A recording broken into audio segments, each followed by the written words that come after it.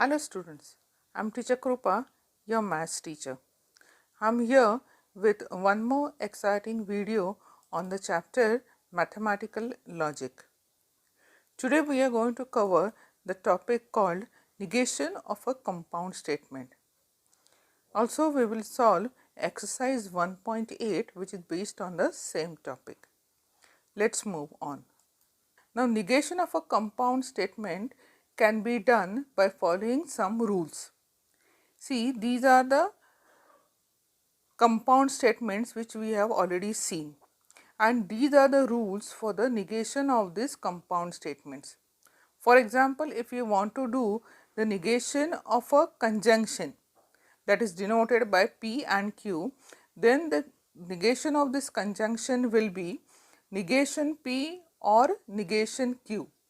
That means the negation sign you have to take to each of these statements, and this conjunction sign you will change to disjunction.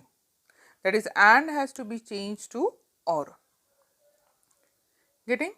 Then the next one is negation of a disjunction. Same rule. The negation sign goes to each statement P and Q, and now over here there is a disjunction sign, that is or sign, that will change to and.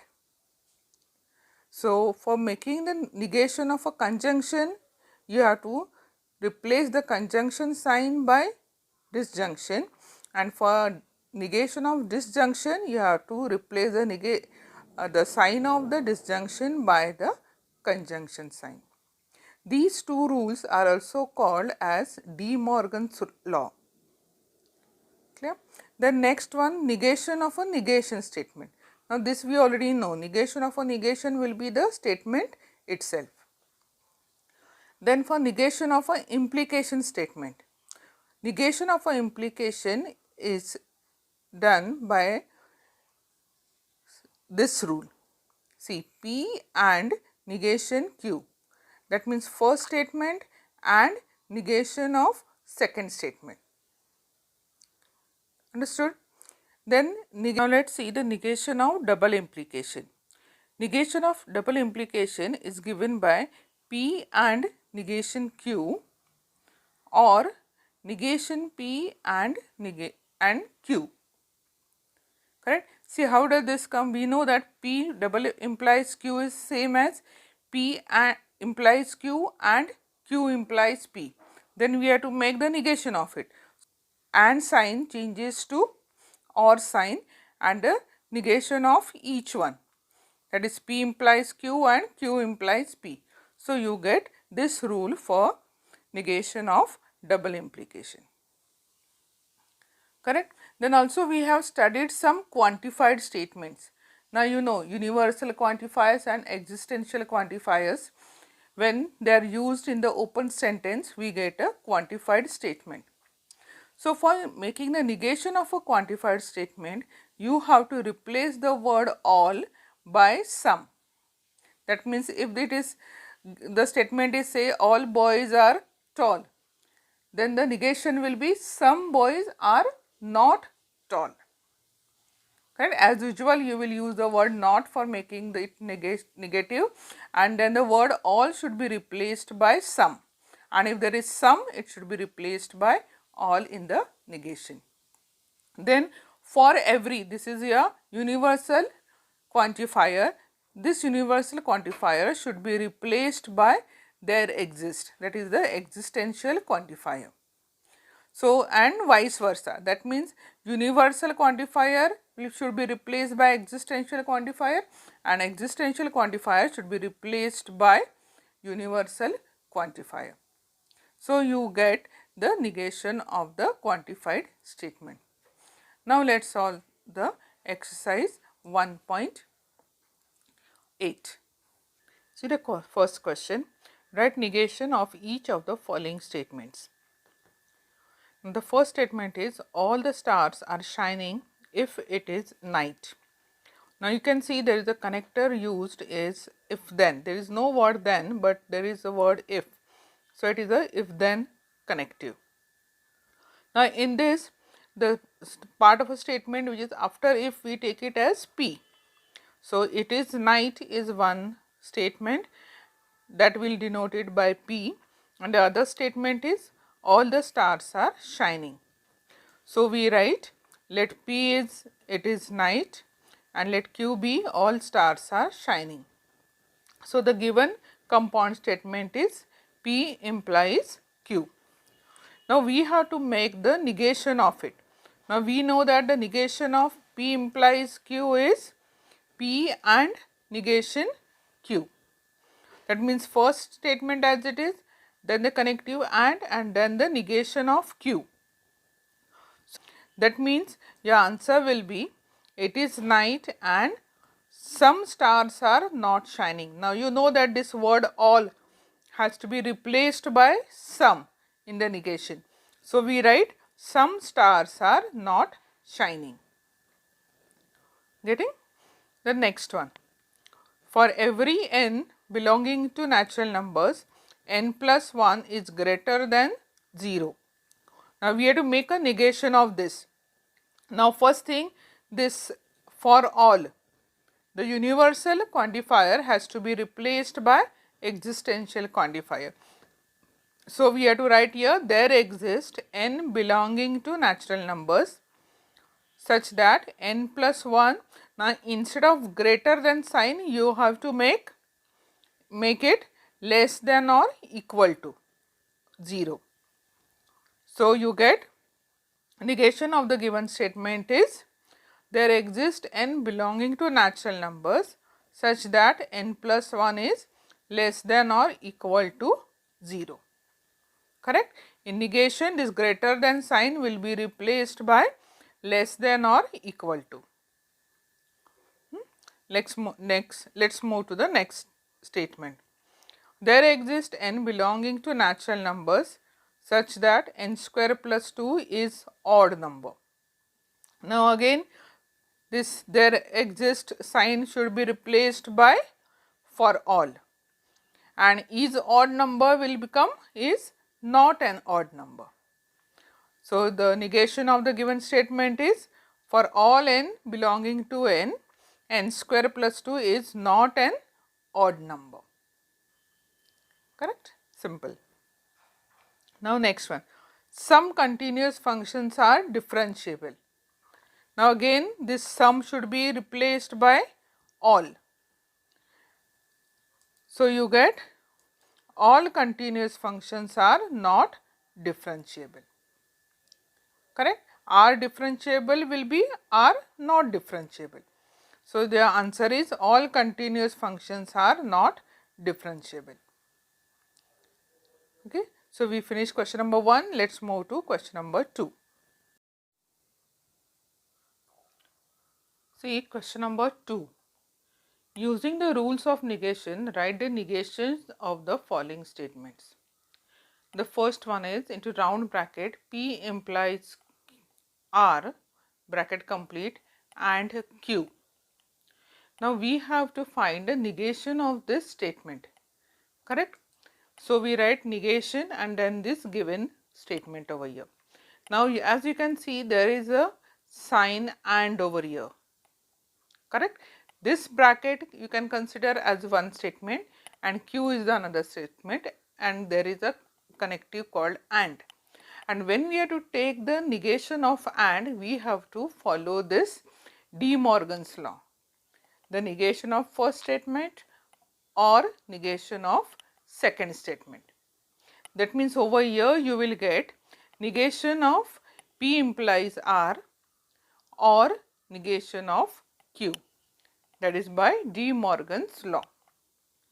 Now, consider this bracket negation of P implies R.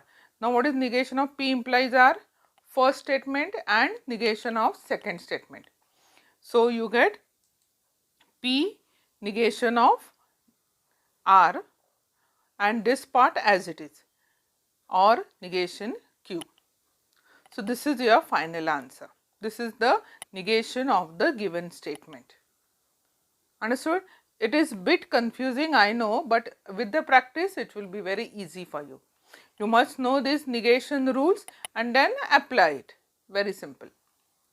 Let us see the next one. negation of P or Q implies R. Now this is the given statement. We have to find the negation of this. So we write negation and then in the square bracket we write this given statement. Now again this is nothing but this first part you can consider as a single statement, correct, implies R. So negation of implication is first statement and negation of the second statement. So you will write first statement is this part, negation P or Q, and negation of the second statement. Now the second statement is R. So we write negation R. And which rule you are following here? Negation of implication. You must write this properties here, the rules that you are using at each step. Otherwise, you will not get full marks. Now we have to see to this bracket, negation of P or Q. That means again we have to use this De Morgan's law. I have told you these first two rules are called as De Morgan's law. So De Morgan's law for disjunction is negation P and negation Q. This or sign changes to and the negation sign for each statement. So you get over here negation P, this or will change to and, negation Q, and this remaining part as it is. So this is the answer for the given statement, negation of the given statement. Now the third one, negation and Q and negation Q or negation R. Now we have to take the negation of this whole thing. So I put it in the square bracket. Now we have here two round brackets. So you can consider this as one statement and this as the another statement separated by and we have to find the negation of this and. That means again the De Morgan's law, negation of first statement or negation of second statement. So you will get negation of this bracket, negation P and Q, or negation of this second bracket, correct, that is by De Morgan's law. Now again in each bracket there is here in the first bracket there is and in the second bracket there is or. So again you have to apply this De Morgan's laws. So you get now negation of negation P, that will be P itself, or will and will change to or, and then negation Q, right. Then this or sign as it is.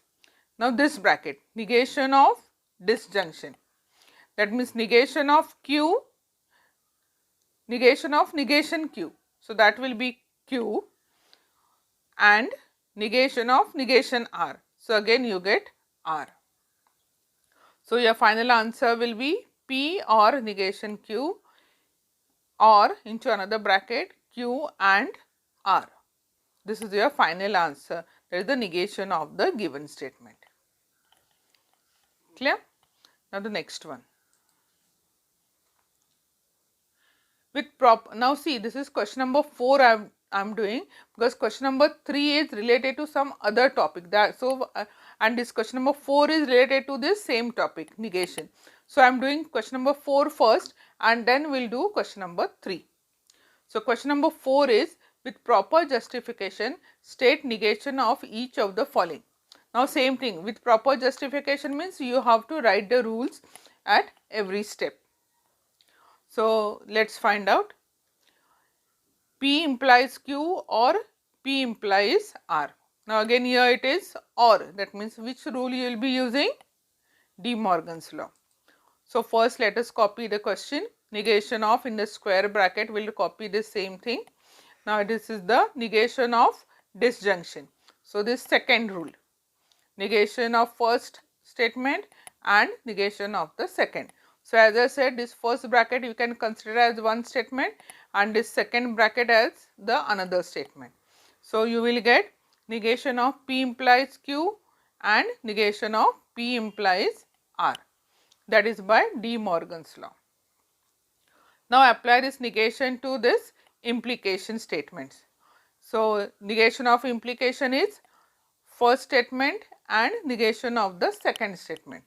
So, in the first bracket, the negation of P implies Q will be P and negation Q, correct. Then this and as it is, then negation of P implies R will be P and negation R. So, that completes your sum. The next one, again P double implies Q or, there is a or function here, and then in the other bracket negation Q implies negation R. So, first we have to find negation of this given statement. Now, we have here or connective. So, again we have to use this De Morgan's law of disjunction. So, that is the negation of first statement and negation of the second statement. So, we write negation of P double implies Q and negation of this second bracket, correct. Now, each one, negation of P implies Q is what? See here, P and negation Q or negation P and Q. So, here you get the same thing, P and negation Q or negation P and Q. Then this connective here and then now the negation of again this one, negation Q implies R, that means first function and negation of Q. Now, over here the first function is negation Q. So, we write like as it is and then negation of negation R. So, that will come again R. So, you get P and negation Q or into another bracket negation P and Q and into another bracket negation Q and R. This is the negation of the given statement. Understood? The next one, P implies Q and R. Now, again and function. So, that is the negation of the given function. We have copied the sum. Then here there is and, that means you have to use the De Morgan's law, and will change to or and the negation with each statement. So, negation of P implies Q or negation R. Now, we will simplify this first bracket. Negation of P implies Q is first function and negation of the second, that is you will get P and negation Q and this part as it is or negation R. The reason will be by negation of implication. Understood? So, with this we finish question number 4. Now, as I said, question number 3 is based on some other topic. That topic is called as converse, inverse and contrapositive. Now, what does this mean? Let us see. Suppose you are given the statement P implies Q. If P implies Q, then the converse of it will be given by Q implies P. That means the second statement implies first. That is the converse form of this P implies Q. The inverse form will be negation P implies negation Q. Getting? You have to make the negation of the first statement, then if then and then negation of the second statement. That form is called as the inverse. And contrapositive means negation Q implies negation P. So, these are the 3 different forms of implication statement.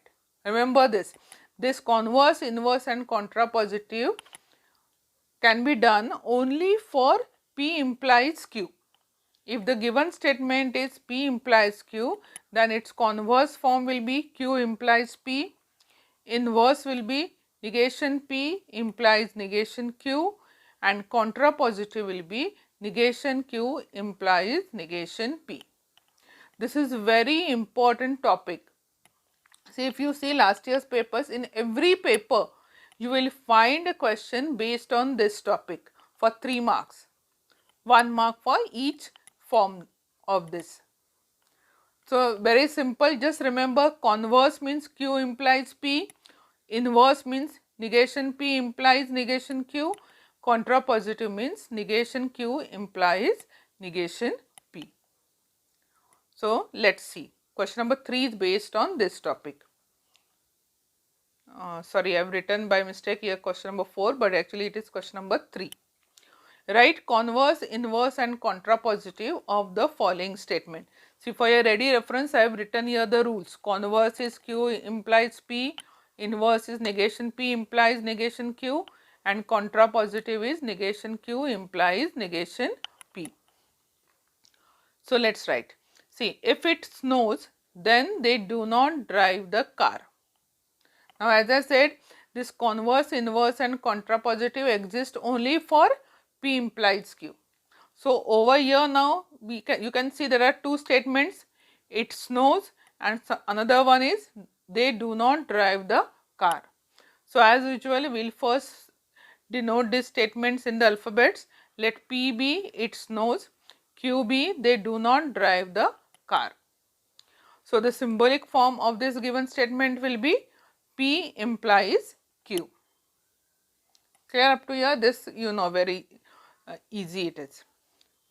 Then let us see the converse. Now what is your converse? Q implies P.